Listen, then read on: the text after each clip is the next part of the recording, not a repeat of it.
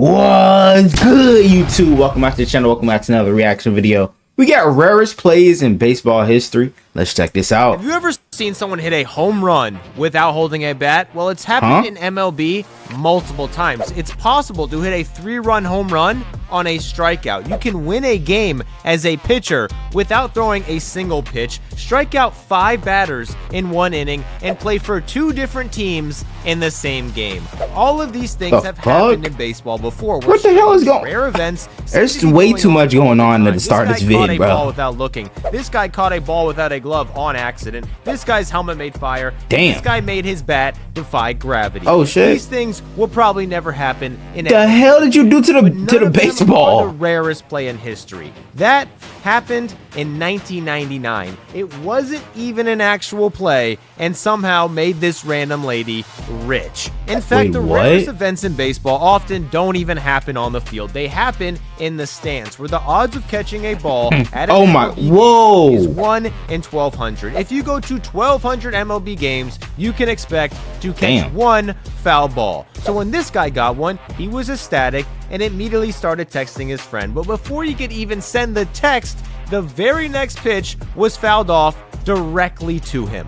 The odds of catching 2 is 1 in 1,440,000. Okay. With the odds of catching I ain't even gonna lie, bro. I probably sell one of them balls. Pause. I ain't even gonna lie. Pitches, according to MLB, is 1 in 10 million. Thinking this would probably never happen again, the Mariners invited him on the field, got the ball signed by the player who hit them, and let him throw out the first pitch. Yeah, I ain't gonna lie. Especially after getting that shit signed, I probably would have sold one of them. I'm not even gonna hold you. Something even rarer happened. This A's fan caught a foul ball in the first inning.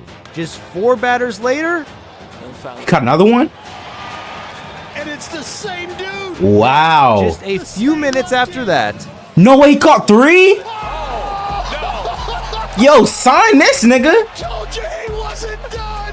I told you. Supposedly, the odds of catching 3 foul balls in 1 game is 1 in 185 million. Damn. He did it in 1 inning. The odds of catching a foul ball is low. The odds that you hit a foul ball into the stands and it hits a fan is even lower. But the odds that you hit a foul ball into the stands and it hits a fan who just so happens to be your own mother is thankfully even lower. But it did happen to Denard Span in 2010. Yes, in 2010, he treated his mom to free tickets to a spring training game. He got her the best seats possible, right next to the Twins dugout in the first row. And in the first inning, he hit a screaming line drive directly at her. This was extremely serious and scary. As she was getting medical attention, Span tried to stay in the game. He struck out on the next pitch, got out his next at-bat, and decided he couldn't focus and took himself out of the game. Meanwhile, his mother took it like a champ. She refused to go to the hospital, stayed the entire game. After the game said she was feeling amazing. Hey, okay. Tougher. She thugged it out. Players, but maybe not as tough as Hunter Pence, who fouled a pitch directly off his face. Now developed a black eye in less than a minute, stayed in the game, and somehow got a hit and a walk with a black eye. Pence is known for doing unorthodox things like this. And the best example is when he became probably the first player ever to hit 1 pitch 3 times in 1 swing. This never happens because usually when other players do it, it's illegal. According to MLB rules, you cannot hit a fair ball twice. However, they put in a stipulation. That nigga broke the bat? Broken bat hits a ball for a second time, that is fine. But the odds of this actually happening are slim to none. But with the bases loaded in Game 7 of the NLCS, Giants needed Hunter Pence to get a hit. He got jammed, broke his bat. His broken bat then hit the ball again, then somehow for a 3rd time, creating weird spin and direction that threw off the field. Wow, that's crazy. That would have been sick. Play into a 3 RBI double. Broken equipment can cause problems. Oh, damn. 3 RBI double. That's dangerous as fuck. I ain't even gonna lie, bro. Hit him right in the head. MLB. They've helped teams lose, cost teams their season. Oh shit, close the schools. Weapons and often totally confuse everyone with strange rule stipulations. Earlier this year, in a 1 in 1 billion scenario, Justin Turner's helmet saved him from being tagged, and nobody could figure out crazy. Safe or out. After this ball in the dirt, Turner broke for second and was nailed by a perfect throw. Turner was called out. However, technically, he was never tagged. His helmet was tagged. 99.9% of the time, if you get tagged in the helmet, you're obviously out. But Turner's helmet came off. Players' helmets come off running all the time. If you tagged a player's helmet that they were no longer wearing, they'd obviously be safe. But Turner's helmet was simultaneously off his head and touching his body at the moment it was tagged. This mind everybody. But the Blue Jays decided to challenge, and according to the rule, your equipment is part of your body. If you get tagged on your equipment, you are out. But equipment is only considered worn if it's in contact with its intended part. So even though Turner's helmet was touching him, because it wasn't touching his head, it legally was able to act as a shield. And I ain't even gonna lie, bro. I done lost like 20 brain cells, bro, listening to this shit, bro, trying to figure out if this thing is out or not. Actually blocked his tag perfectly, allowing him to be safe, proving how important good equipment. What the fuck? Hold up. Did the ball go through the mitt? Proving how important. Nigga, how? Is a good helmet will save you. A bad glove will screw you over. A broken ball can ruin everything, and a good bat is crucial. No way, this nigga got a pencil. Michael Morse, who literally hit a big ass pencil bat without a bat. In 2012, he hit a ball off a wall. He tried to go to second base, but for some reason, the runners on second and third didn't move. He ended up going back to first, making this a 375-foot single, except the ball clearly went over the fence. The umpires reviewed it, called it a grand slam, but since the runners never ran, the umpires got confused on which bases the runners had already touched, and then just made them all go back to their original base and reenact the home run, making Michael Morse out a bat, which is almost as rare. Bro, this is some movie shit right here, bro. What the fuck you mean you make them reenact it, bro?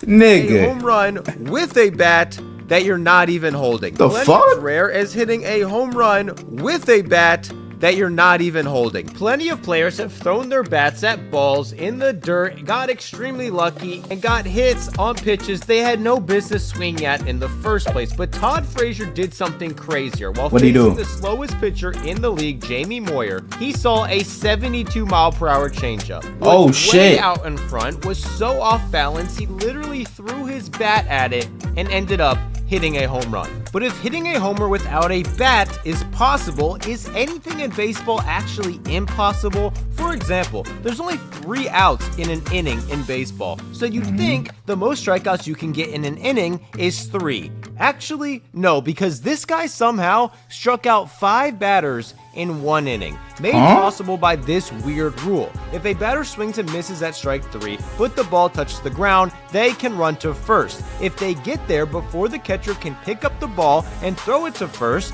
they get to stay at first even though they struck out. It is extremely rare, unless you're this guy. He came into a game, struck out the first batter, then struck out another, but the ball got away and he was safe at first. He then struck out the next batter, faced another guy, and struck out his 4th batter. It should have been the 3rd out, but this ball also got away and the runner was safe again. He then immediately struck out another batter. He ended up giving up a run and lost his team the lead while also having arguably the most dominant inning of all time, tying the record with 5 strikeouts in 1 inning. It's Bro, only what the 4 fuck? times in minor league baseball history, but never once in MLB, making it one of the rarest events in baseball. According to Jay Kuda, it's more rare than a player hitting 2 grand slams in 1 inning. That's happened once. Rarer than striking out 20 batters in a game. That's happened 5 times, and even more rare than an immaculate inning. That's when a pitcher strikes out all 3 batters in 9 pitches, striking out each batter with only 3 pitches. It's the most dominant inning possible and is 4 times more rare than a perfect game. And the Astros somehow did it twice in 1 game. Oh shit. First, Luis Garcia did it in the 2nd inning, striking out 3 batters in 9 pitches. The odds of doing this once is 1 in 40,000. The odds of doing it twice in 1 game is 1 in 1.6 billion. Damn. And Phil Maton not only came into the game in the 7th and got another immaculate inning, he did it against the exact same 3 batters that Garcia did it against just 5 innings. Wow, that's tough. Okay. Astronomical, higher than 1 in 1.6 billion, and probably not even possible to calculate. But it's not the rarest play in baseball, because even though an immaculate inning is rarer than a perfect game, it's not as rare as blowing a perfect game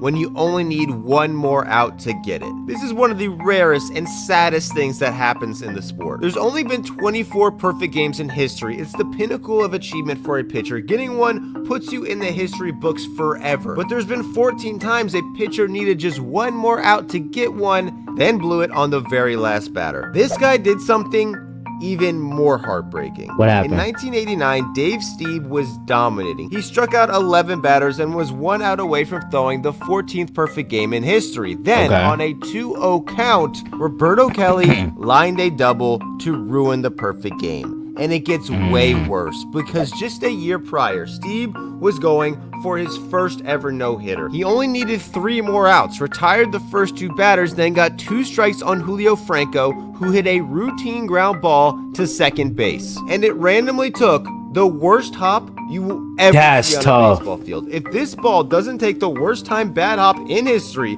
Stieb would have a no-hitter. Instead, he got nothing. But Stieb couldn't be deterred, because in his very next start, he did something even crazier. He once again took a no-hitter into the 9th inning, and for the 2nd time in the same week, he was 1 out away. He had 2 strikes on Jim Tabor, meaning for the 2nd time in the same week, he was 1 strike away. Tabor then hit a weak bloop single just over the first baseman's head. Stieb lost 2 no-hitters in back-to-back starts, lost them both with 2 strikes on terrible hits, in total losing 3 no-hitters on the very last out in 1 year. This is statistically unheard of, but thankfully in 1990, Stieb finally threw the first Blue Jays no-hitter, breaking the curse forever. Losing a perfect game is sad, but losing a game because of a 3-run home run on a strikeout is even worse. Wait, what? Yes, hitting a 3-run home run on a strikeout is possible. It's never happened in MLB, but it did happen to this Japanese high school team, and Japanese high school team is crazy. But before we get to that insanely depressing and unlikely story, a quick word from today's sponsor. I had a feeling, bro. I had a feeling. We're going to skip over that. They're not paying me, so or higher than let's get right over that. Pretty great strategy. And even if I lose, it makes watching the damn nigga long ass ad. With thousands of teams, if you lose 1 game, you're eliminated. The games at the Koshin are played in sold-out stadiums, are nationally televised, and making it there is one of the biggest honors in Japanese sports. This team was 2 wins away from making it to the Koshin. They were shutting their opponents out through 4 innings. Up 3-0, facing the opponent's ace with runners on the corners, they struck him out on a nasty curveball. The defense ran off the field thinking the inning was over. Even the batter thought he was out, but his coach told him to start running, so he and his 2 teammates ran all the way around the bases and all scored, while the other team was in their dugout. This caused confusion, but the replay is since this strike 3 landed in the dirt, the drop 3rd strike rule allows the batter to try to run to first before the catcher can tag him. Since the catcher was in the dugout, there was no one stopping him to go all the way around the bases. This tied the game, and the team who gave up the homer ended up losing 6-4. Damn. And ending their Koshin dreams, albeit because this guy hit a home run without hitting the ball. Nobody in MLB has ever hit a home run without hitting, but this guy once became a winning pitcher without even pitching. According to the rules, in order to be deemed a winning pitcher, your team has to win. You have to pitch at least 5 innings, and you have to leave the game with a lead. But there's exceptions. If a starter doesn't meet this criteria, a reliever can become a winning pitcher if they enter a game tied or behind, then leave the game winning.